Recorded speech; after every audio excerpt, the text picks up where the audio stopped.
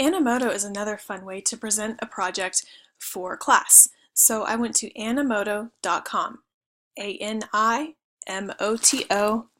That's Animoto. And of course there is a paid version, but there's a free version as well, and you can do a lot with the free version.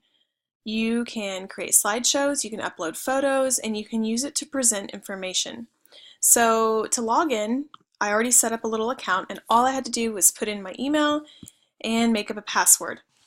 So I'm going to go ahead and log in here, and then I'm going to show you how to start creating a video. First, you'll have a choice. What kind of video do you want to create? We just want the slideshow video. So we're going to click on Create. Okay, and you can see that it gives you templates you can choose from. Lots of options here. So if I'm in school and I know I'm going to be presenting information for a class, then I probably want to pick something just kind of simple, something that's not going to go completely against the topic that I have. So if I'm presenting information on persuasive techniques, let's say I just finished a unit studying that, I don't know, I mean, these leaves are pretty, why don't we just pick something like that, or maybe these frames, it doesn't really matter. So we'll just go with autumn.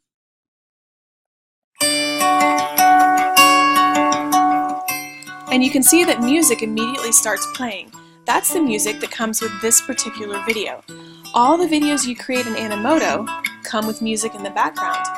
And as it shows you here, you can add photos, you can add videos, you could even take a video you created on something like Flipgrid and upload that little tiny short video to this system.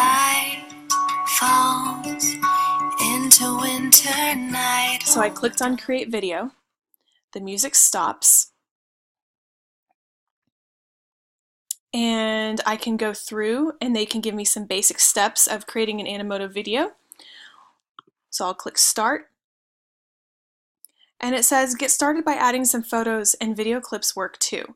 So if you needed images from Google, or if you had your own images, or like I said before, if you made a short video clip on a system like flipgrid.com, you could upload those here into Animoto.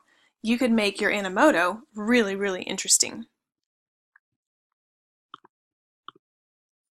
So here's how you would do it.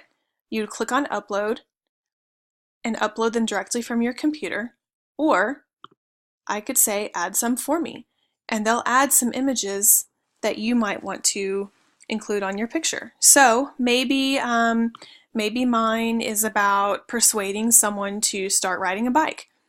I would choose maybe one of these bicycle pictures in the background. Then I can add text to describe the photos and videos. So whatever image or whatever video I upload, the text that I place in my Animoto needs to provide some kind of information about that. Why is this video important? What does this picture show? What am I going to say to show that I know what I just learned? So that's step 2 of 3. This is where I could click here at the top and I could enter in my title. So maybe I'd enter my topic. And since it's a title, we want to make sure we capitalize appropriately. And perhaps there's a subtopic here. An extra blurb of information. And then save. And then finally, preview to see how your video is coming along.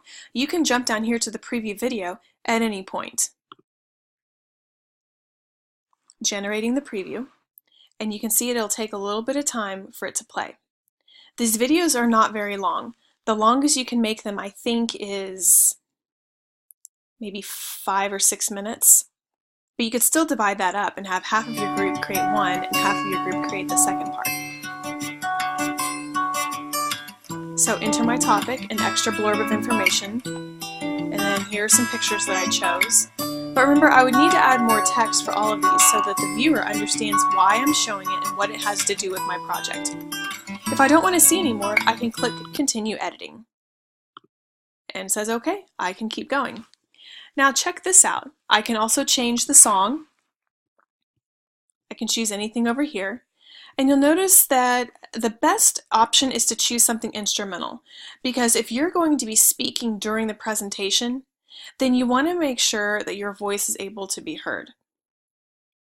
You could also upload your own song, but you would need your teacher's permission. I advise that you keep the music simple, keep it in the background so that it's not confusing while you're trying to talk over it.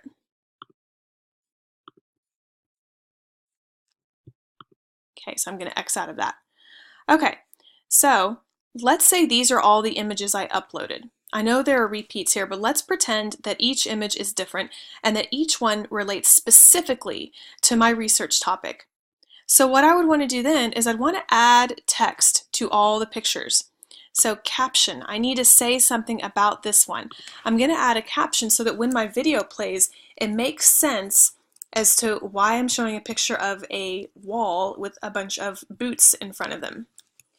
So, whoops, this is where, I cannot type and talk at the same time. This is where I would provide information about the image. Oh, I can't type anymore. Ooh, it's short. Oh yeah, see way over here in the bottom right, it tells me how many words I have. So I might want to keep this information short and to the point.